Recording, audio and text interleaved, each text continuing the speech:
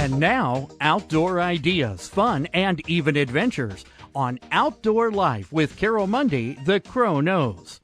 Join us as we discuss fun outdoor events and activities around Greater Cincinnati and beyond with naturalist Carol Mundy. Later in the program, we'll open up phone lines to take your calls and questions. Carol is the host of the website, thecrowknows.com. It's all about getting outdoors and enjoying our natural world on Outdoor Life with Carol Mundy on WMKV and WLHS. Now your host, Carol Mundy. Thanks for listening.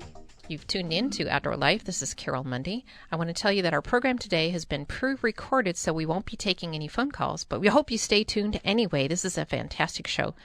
Today in the studio, we have a young artist who has mastered a very unusual type of pottery. So we're in the studio today. We're going to be talking with Zach Cody, wonderful young man, still in high school, and he has started a company. He makes his own pottery, and the type of pottery is called horsehair pottery. Zach, thank you so much for coming into the studio today. This is quite an undertaking. Thanks for having me. Yeah, I've been doing it for a while.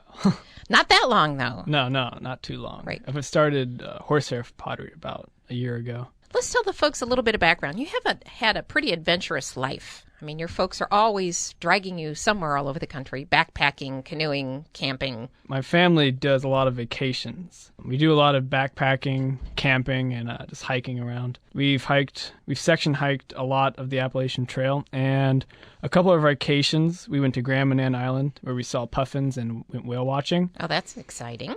We went camping at Cumberland Island, where we saw loggerhead turtles laying eggs, and that was very amazing. Most people spend their whole life and never get to see something like that. Basically, you're married to two science nature nerds. But what a wonderful product. Yeah. You know? So now you have this really great foundation, and they're dragging you all over the country. But maybe I shouldn't use the word dragging. I think you go willingly. Yes, I do. Recently, you had an opportunity to do some backpacking on your own. You're out in Wind River. Yes, this summer I went out to Wyoming. I flew out by myself to Wyoming with a National Outdoor Leadership School with 12 other kids and 3 instructors. We hiked 105 miles through the Wind River Range in Wyoming and over a month. So I would say that's not your typical high school student. No. Right. We had to carry everything we had on our backs. For the whole month that you were out there. Yeah. We got re-rationed food. But you might have been a little more used to that maybe than some of your other counterparts on that trip. Yeah, we've done backpacking in the White Mountains before. We've done hut-to-hut systems over the Presidential Range, which is the most rugged part of the Appalachian Trail in New Hampshire. It's kind of a piece of cake then for you. Yeah. But let's move on to another vacation. You took a vacation with some grandparents. Yes. And you had this enlightening moment. Let's talk about this trip where you got the idea for the pottery. So my grandparents were taking me on an intergenerational elder hostel, which has old folks and their grandchildren. So we flew out to Albuquerque, New Mexico, and then we drove to Cortez, Colorado, where we stayed at the elder hostel facility for 2 weeks. We learned a lot about the Native American culture. And the most interesting thing we did is we made pottery out of clay that we got ourselves, so just how the Native Americans would. So you dug it out yourself while you were there. Okay. Yeah. So we did that, and we also painted it with natural dyes and natural brushes that we made ourselves out of plants. Yeah, that's what got me into pottery. Was that your first experience with making pottery outside of art class at school? Yeah, that was my first big experience of pottery. It changed a lot. And then one of the days in the elder hostel, we went to Mesa Verde, which is an old ruin in mountains. There was gift shops there. I was going in and out of them, and there was just out of curiosity. Yeah, sure, yeah, that's what you do. Just getting some stuff from my folks. And in one of the gift shops, there was a piece of pottery with little black lines, squiggles on it. So I asked the person at the gift shop what it was, and we got in a conversation about how they made it and how to get in contact with the artist. And then I bought a piece and brought it back for my family. So obviously, you were hooked. Yeah, I was really interested in how to make it. And so now that you've played with the pottery out there, but you didn't have any pottery experience here at home, and you live in southeastern Indiana. Yeah. You didn't have a kiln, you didn't have a potter's wheel. So how did you move from, hey, Mom and Dad, look what I brought home, to, hey, I want to try this and maybe I'll open a business? Well, first we started with like craft clay. I made little pinch pots. Sure. It's like yeah, normal stuff. And then the piece we had from New Mexico or Colorado wasn't fired yet. So we got in contact with Rick Hoffman at Covington clay. I took classes from him, and then we fired the piece from Colorado, which we got that fired. And we also learned about wheel throwing in the classes he gave me. So that's where I got Which is a little different than just taking a piece of clay and forming it with your Yes. hands. Now you actually have the spinning and the movement of the hands shaping that. Yeah, it makes a symmetrical design. Yeah, so you can have vase, you can have long columns. You can Yes. really, just depending on the way you use your hands or perhaps another tool to shape that. Yeah. Then how did you move from that to trying the horsehair? So the transition between that was a lot of trial and error. I wanted to try it. So we got horsehair because that's what we thought you can only do it with. Sure. So we got Hence horsehair. the name, horsehair pottery. So we got some horsehair and we tried taking the pieces out of the kiln, and they would crack, and then we would like get them out at a higher temperature than we should have. So they would crack, and then we had problems with the right temperature and how much hair to put on, just general stuff like that. When you apply the horsehair, this is something that's going on after the piece has been fired. Yeah, it goes on at 1,000 degrees. So you're taking this pot out of the kiln and it's still 1,000 degrees. Yeah. And then you're putting the hair against it, which of course causes it to burn. Yeah, it incinerates the hair and leaves unique carbon trails and smoke patterns on the piece. And those are so unique, I don't think there's going to be a piece that, there's no two the same. No. Each time, no matter if you lay it in the same direction, Yeah, it's going to be different. No two are alike. So you master that technique. You got that ta-da kind of moment. The skies part and the light comes down. But you move on to some other things. How do you go from this to starting a business? I mean, you're still in high school. Yeah, I'm still a junior in high school. I'm in a theatrical group called Destination Imagination, which is creating creative theatrical plays about a problem that is given to us. So it's really a problem solving, but it's Yeah. kind of masquerading as this theatrical group. Yeah. Okay. So that grew a lot of my creativity Okay. that I have now. From that, I think differently. And I thought of, like, I haven't seen anywhere on the internet where people have done horsehair pottery using other things than horsehair. Right. Yeah. So I came up with that idea and I was like, it's pretty unique. I haven't seen anyone doing it. And then I also thought of how it would be meaningful to people to get a piece of pottery with their own hair, like a deceased loved one or an animal. Or their favorite pet that's passed away and there Yeah. might be a little Yeah. hair left in the brush. Yeah. Yeah. So it means a lot to people. And there's a website called Shopify, which we made a website on, made our own website. It's unique. And we just kind of got started to see what would happen. It gradually grew. First order rolls in, a little Yeah. panic, a little flutter in your heart, going, oh no, I hope this works. Yeah, we started with, like, a lot of our friends and family would order pieces. We would do, like, free ones for people. But yeah, now we're starting We to call get that promotion. Yeah. Yeah, it's only spread through word of mouth and, like, business cards we put in veterinary clinics. That's a fantastic idea. I just think about how emotionally we are all attached to our pets. Yeah. And to have something like that, as opposed to a box on a shelf that Yeah. has maybe the cremains or a vase or an urn. Yeah, we make urns. So we can have the urn with the pet hair on the outside and the cremations in the cremains middle. on the inside. We don't want to get too creepy in the Yeah, detail, yeah. but I mean the idea of this hair, and to look at that piece of pottery, and it'll just always make you smile. And it's kind of a secret. You look at that and you know Yeah. what the details are, but everybody else coming in is thinking it's just this gorgeous piece of pottery. You took on a project this last year. Cincinnati Zoo has a very large fundraiser called Zoofari, and you ended up making some pottery for that. Tell us about that. So we got into contact with the zoo, and we were thinking of what we should have done for the zoo, and we figured out that the most well-known person at the zoo is Thane Maynard, which is the zoo's director. Yes. So we got in contact with him, and he ended up sending us a little bit of hair. He doesn't have much to spare. If anybody who knows Thane, sorry, Thane. No offense. But yeah, we got some of Thane's hair, and we made a pot out of that. And we also got some animal hair from a capybara, a potbelly pig, and a camel hair. Can you tell folks what a capybara is? A capybara is the largest rodent in the world. It lives in South America. It's like... Kind of looks like a giant rat. Yeah, a really big giant rat. It doesn't have a long tail, though. Right. And so now you have these hair from the animals that are at the zoo, and you're creating pottery with that bit of hair. Yeah. Walk us through the process. So you've taken it out of the kiln, and then what's the next step? So it takes about 8 hours from when we put the piece in the kiln to when we can take it out at 1,000 degrees.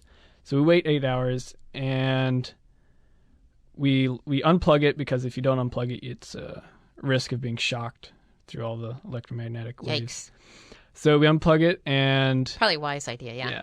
And my dad has tongs that we grab the pieces out with, and we place it on a Like a fire block brick of, or fire brick. Yeah. And it's on a little spinny thing, or a little turntable, like a Lazy Susan type of thing. So we put it on there, and then I quickly get the hair and place it on the outside, mostly piece by piece, because if you get blobs, it'll just create big black moths. Yeah. So it's very meticulous with little pieces, and we put paper on the inside to get a black on white effect. I've watched that on the videos of how horsehair pottery has been made. Yeah. Do you know why that little bit of burning paper makes the difference? It seems like that's like the magic trick. It makes the inside black because of all the smoke that's released from the pieces of paper. All right, so I'm following you to say that when the paper itself is burning, that carbon is blackening the inside of the pot. Yeah, it's only the Gotcha. inside. It doesn't affect the it has outside. nothing to do with the way the hair is burning on the outside of the pot. All right, that makes sense. So I'm a slow learner. You just got to explain some of this stuff to me. But the hair on the outside, it burns, and it instantly produces smoke. And that's, if it's hot enough, the smoke rises up the side of the pot, and on the bottom part of the smoke is left with little black squiggles and lines. Kind of makes you think of the way maybe an early map would have been made when I look at this. Have you noticed a difference in the type of hair, for instance, when you were doing camel, capybara versus dog or Yes, I have. Horsehair? With cat dog hair, it's a lot lighter. So very fine, I would imagine. Very fine and matted sometimes. So when we burn it onto the piece, it creates like a lighter squiggle. Lighter squiggle, like a slightly thinner squiggle. Okay. And then with like capybara hair, it's pretty much like bristles. So that is really thick and it's hard to burn. You have to get it, you have to put that on right when you get it out of the kiln, or else it won't take. So the pottery is cooling that quickly that it won't burn that hair if it's too coarse. Gosh, you wouldn't think about 1,000 degrees down to 800. You'd still think that's pretty doggone hot. But it is, but not enough to make that hair burn. Well, yeah, it burns a little bit, but doesn't leave quite as good of a mark. Once you have adorned the outside of the pottery with the hair, what's the next step? So the adornments are on our website. You can buy them, and so we adorn them with the hair the excess hair that is given to us, and we also have beads and little silver parts. So you made tassels out of some remaining hair or some other little mementos. How do you treat the outside of the pottery? I mean, is it absolutely finished at that point, or is there some type of an additional glaze or No. It's not really a glaze, it's a wax. So once it cools from 1,000 degrees, which takes a couple of hours, we then we just wipe off the excess that didn't fully burn, and then we use wax to wax the outside. Like a beeswax? Yeah. Or something like that? Yeah, it's a butcher block wax. Oh, okay. And then the product that's finished now, this looks like this would be a beautiful piece that could be handed down from generation to generation. Yeah, that's why the HAIRlooms is a play on words that it's a play on words from heirlooms, which is HEIRLOOMS, which is like a memento that's handed down. Right. And ours are called HAIRlooms, HAIRLOOMS, because it's made of hair and it means a lot to people. I want to tell you that our program today has been pre-recorded, so we won't be taking any phone calls, but we hope you stay tuned anyway. This is a fantastic show. So we're in the studio today. We're talking with Zach Cody. We hope that you enjoy this program while we're talking to Zach. In case you just turned in, you're listening to Outdoor Life with Carol Mundy. We're in the studio today talking with Zach Cody.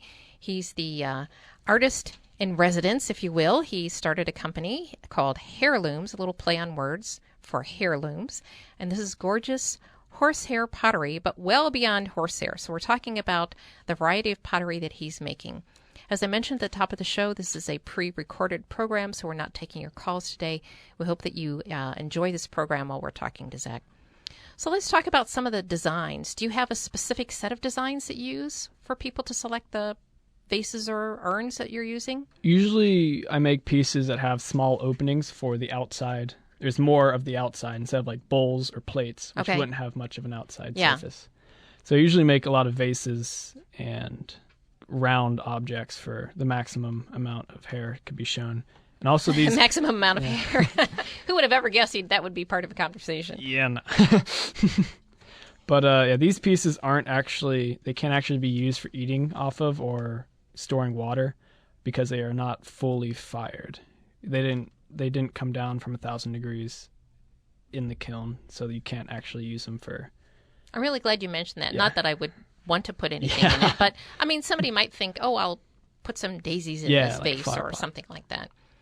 So this is a piece of pottery that has been created here in southeastern Indiana, and I just credit your parents the idea that they would take on making a kiln for you. Yeah. Not too many kids have a kiln in their backyard. Yeah, we got one off of Craigslist. And then you have this incredibly MacGyver-like dad who figured out how to make that operate. Yeah. How long have you been doing this now? The business? part? Yes. About a year. Less than a year. A little less than a year. And have you had plenty of orders coming in? Yeah, recently we've had one guy who ordered 5 for his daughters, so that's quite amazing. We're also getting a lot of orders from people that we don't even know now, so it's growing. Well, that was the whole idea. I mean, Yeah. we're eventually going to run out of friends and Yeah. How does the shipping process? How's the best way to pack this? I mean, if you're shipping this across the country, I just look at this as a priceless. How would you pack that? With a lot of bubble wrap and a lot Okay. of packing peanuts. All right. And if you're in the greater Cincinnati area, we can spare you the shipping. We can drive it out to you. Meet up somewhere. Yeah. Forgot about that. I was looking at some of the pieces that you've been asked to create and noticing some of the different types of hair that you've used. Dog and cat hair, of course. Goats and horses, which we talked about. The capybara has probably hair similar to a goat, very coarse. Beard hair. Yeah. How about hair shaved off a dachshund? Yeah, that was, we didn't think it was going to really work because the dachshund hair is so short. Yeah. So when we put it on the piece, it would make little periods and little commas and dash looking lines. So it's more like a Starry Night thing. Oh, that Little- sounds actually little really speckles. beautiful. Yeah. Yeah. How do you expect to expand this business? You going to continue this on after high school? I'm planning on doing this after high school and into college, probably stockpiling pieces while I'm at home. Well, that was a good question, and tell us more about how you intend to grow this business, and then I'll ask my other question. I just plan on, while I'm in college, I'm planning on just trying to keep it going as much as I can, because I really want to see this business grow into more than it is right now. But What's yeah. your plan for college? What are you going to study? Right now I'm a junior in high school. I'm taking an engineering course, a 4-year engineering course in my high school. I'm looking at ecological engineering, All right. which is a rising subset of civil engineering that combines the human and natural world, so they both benefit off of each other. Which has been your whole life. Yeah. Yeah. Should follow. Well, and that's such a growing field. We really need the folks who are able to put those two. In some cases, you think about engineering and maybe the Corps of Engineers or these big, gigantic man-made dams. Yeah. And how contradictory that is to working with nature. And now I think the pendulum is swinging the other way to see how we can utilize this. So hopefully all of these memories and all this information that you've had throughout your whole life will play into that ecological engineering. Yeah. I've definitely had a lot of environmental experience before. Yeah. As you started to say a little while ago, you were stockpiling pieces, and that was going to be one of my questions is, when a person orders, how are you working this in? How long does this process take? So this whole process takes about a month. So we start with raw clay, and I cut off about a 1 to 2 pound piece. I throw it on the potter's wheel, make a piece, and then it dries overnight.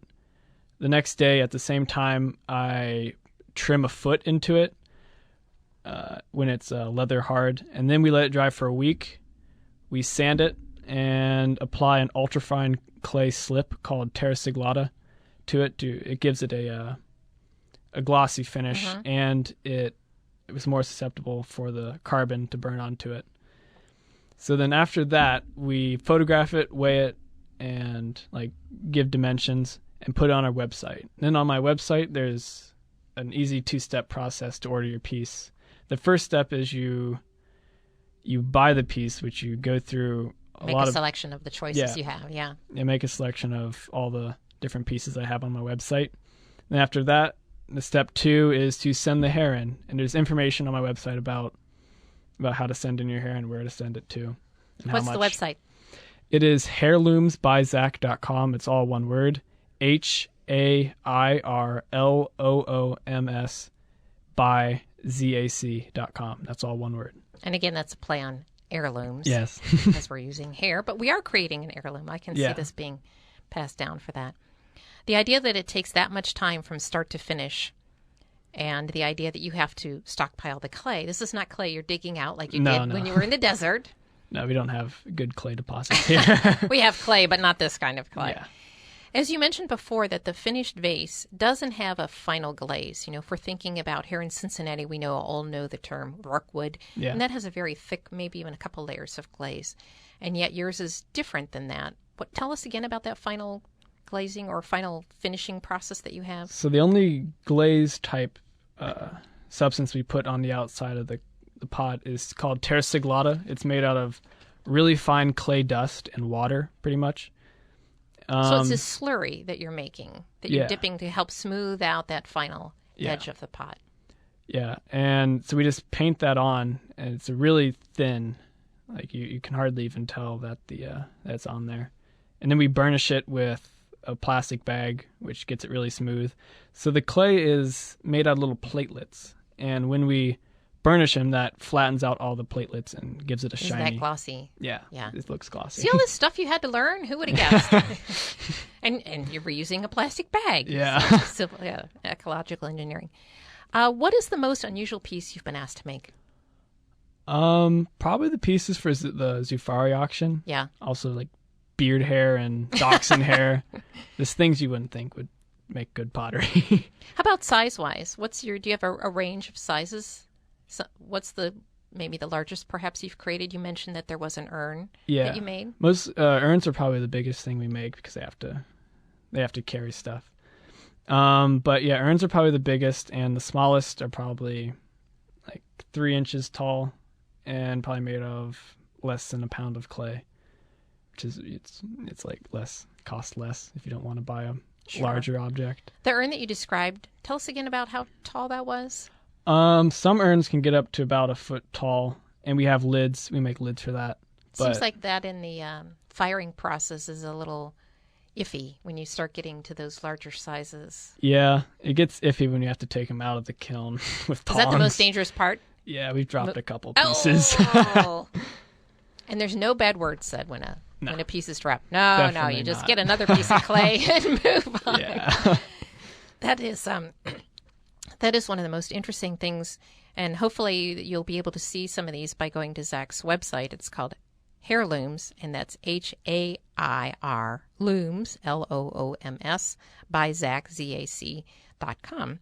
You can see the different pieces that he offers and all the different adornments. Are you also making these that are on the top of the pots? Yeah. Those are individual to the pot or the vase that's been created? Yeah, if we have excess hair, if you send excess hair, then we can make little tassels to show the before and after of the hair and then the hair on the vase. This is really incredible, Zach. I hope that you're able to continue this for quite a while. In addition to this, as you said, you're still in high school. Tell us about some of your other interests that you have. Well, I'm taking ceramics classes at my high school. This is kind of backwards, isn't it?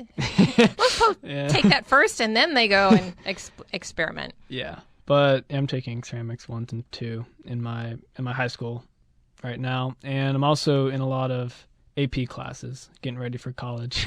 It'll go quick, won't it? Yeah. You probably already have senioritis. Kind of. A little bit.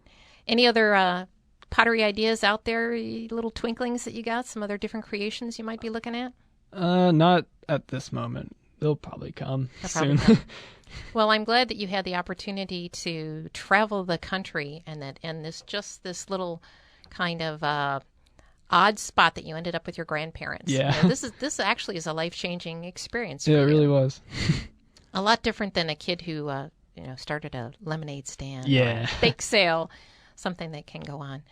Tell us about where you might find this clay. How does a person get this kind of clay? Since it doesn't come out of the soil here around the Ohio Valley, where do you get that? Well, we get our clay from Core Clay.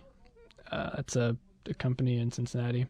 But it's not dug here in Cincinnati. No, it's Okay. imported from companies. From other parts of the world. Yeah.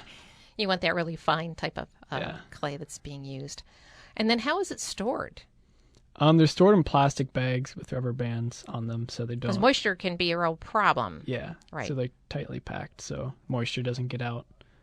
And tell us again about the length of time when you start with that blob of clay. How long does it take before it gets to the vase or piece that you're getting it ready to go into the kiln? That takes about 2 weeks to get that done, and it takes about another week for us to get hair in and to fire it and get it out. So it's like a month turnaround time. So if you're listening to this and you're thinking about gifts as we move into a holiday season and you want to go to HAIRlooms by Zach, just keep that in mind. Yeah, it takes That a he while. needs some time because each piece that he makes is individually made and made to your specifications and utilizing the hair that you sent. Are you selling pottery also for folks who maybe didn't have any hair they want to send to you? Yeah, if A you little extra horsehair laying around? Yeah, if you don't feel like sending in your own hair, you can specify that on the website. There's like a little notes section you can send, and I'll get it. And we just have other hair we can put on for you. A little extra dachshund hair or something Yeah. like that, right? Little capybara laying around. Yeah. Thanks for coming into the studio. I really appreciate it. I hope that folks listening got a bit of interest about this, and we'll go and look up the HAIRloomsbyZach.com. You can find out all about this. And actually, if you want to go do a little more reading about the whole process of horsehair pottery, this is an ancient art that's been around since way before any of the Europeans hit this continent. Yeah. So go and look that up because it does exist in other parts of the world. But Zach, an inspiring artist, young man still in high school, has started this business. Again, that's called HAIRlooms by Zach, and you can find that at HAIRloomsbyZach.com. Thanks for tuning in to Outdoor Life. This is Carol Mundy, and we'll be in here next week. Thank you. Thanks for joining us for Outdoor Life with Carol Mundy and the Crow Nose. Join us every Friday at 1 p.m. as we discuss fun outdoor events, ideas, and activities.